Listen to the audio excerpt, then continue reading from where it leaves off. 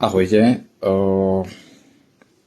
Ja som fakt neveril, že niekedy príde na to, že moja téma, v tom, čo som taký odborník, a to je starostlivosť o verejnú zeleň, alebo vôbec všeobecne záhradná architektúra, starostlivosť o stromy, o všetky tieto veci, že sa pre mňa stane nejakou politickou témou, ale je to tu.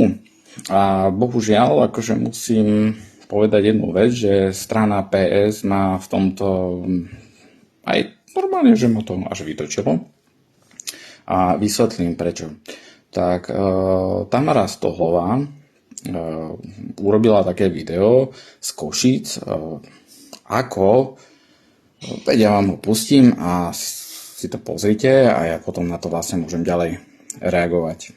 Postupne prichádzajú o stromy. Hlavne tie vzrastlé a životaschopné, ktoré sú dnes v mestách vzácnosťou. V Košiciach máme dlhodobý problém s vyrubovaním stromov. Nie je akceptovateľné, aby sa výruby povoľovali automaticky, čo je však bežná prax. Okrem výrubu stromov je potrebné nariadiť aj náhradnú výsadbu. Mesto Košice však už nemá dostatok pozemkov, na ktorých by túto náhradnú výsadbu mohlo realizovať. Takto sa vyjadrilo mesto v rozhodnutí o výrube, proti ktorému podával žalobu Slovenský zväz ochrancov prírody a krajiny. Napriek tomu sa stále schvaľujú ďalšie výruby ako na bežiacom páse. My Košičania už dlhodobo pociťujeme dopady klimatických zmien. Naše mesto je husto zastávané a je tu veľa betónových plôch, ktoré zadržiavajú teplo. Letá sú stále teplejšie a byť v meste počas týchto horúčav býva neznesiteľné. Rozsiahle výruby bez dostatočnej náhrady situáciu ešte zhoršujú. Ak sa vôbec náhradná výsadba realizuje, zväčša zďaleka nevyváži efekt vyrúbaných vzrastlých stromov.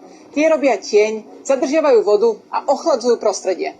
Je nevyhnutné, aby sa zmenil prístup k povoľovaniu výrubov stromov. V každom procese je... Ako PSK-ri prídu do mesta Košice a začnú rozprávať o tom, v podstate bez toho, že by sa niekto k tomu normálne mohol vyjadriť, v podstate nejak oponovať, začnú rozprávať o tom,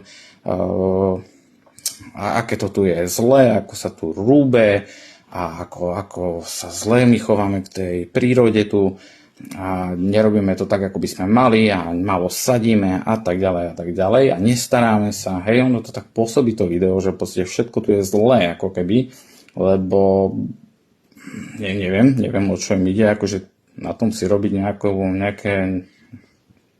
kampaň mi príde úplne nezmysel, pretože vôbec nepoznajú ako keby tu miestne pomery v Košiciach. A preto fakt som až priam sklamaný. Poprvé, oni poukazujú na priestor, kde boli vyrúbané smrky pichľavé. Smrky pichľavé všeobecne v Košiciach hynú. Hynú a sú nebezpečné, pretože tým, že presychajú, lámu sa a ohrozujú budovy. V tomto prípade naozaj na tom mieste boli veľmi vysoké stromy.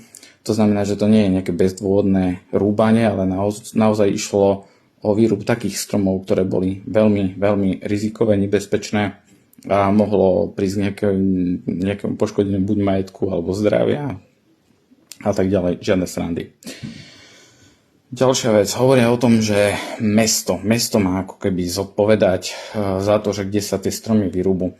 Tieto pozemky, na ktorých je táto škola postavená, patria VUC. To znamená, že prirodzene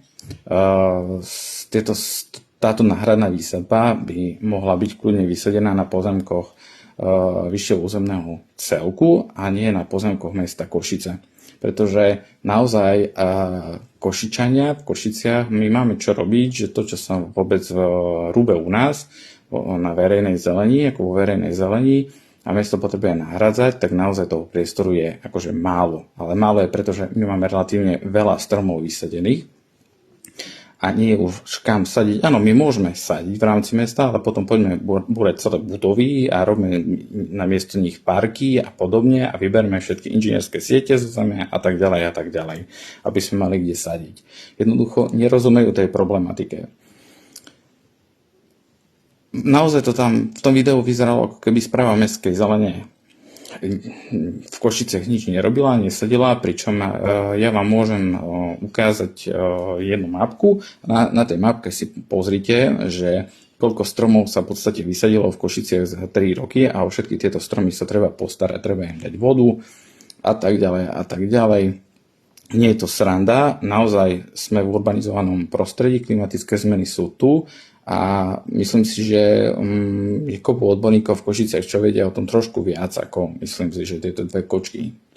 Myslím si, fakt. Takže to je ďalšia vec.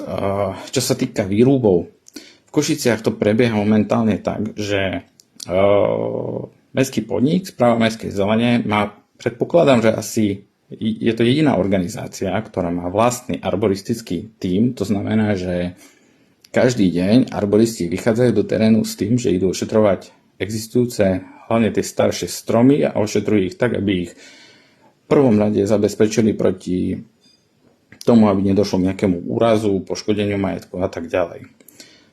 Opäť, dá sa to zdokumentovať, že koľko takýchto zásahov dokážu urobiť behom jedného roka.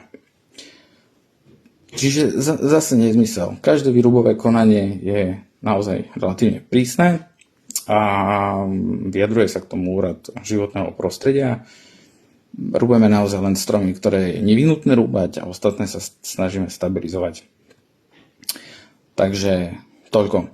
Myslím si, že tiež, čo sa týka novej výsadby, pridám vám tam ešte pár fotiek, kde naozaj vidíte, ako vyzerajú dnes v roku 2025 vysadené nové stromy, v akej kvalite.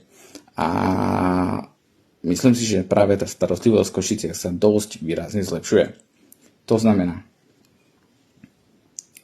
skúsme robiť politiku tak, aby bola odborná a nie, že si len niečo vymyslíme, porozprávame a nemá to ani hlavu, ani petu.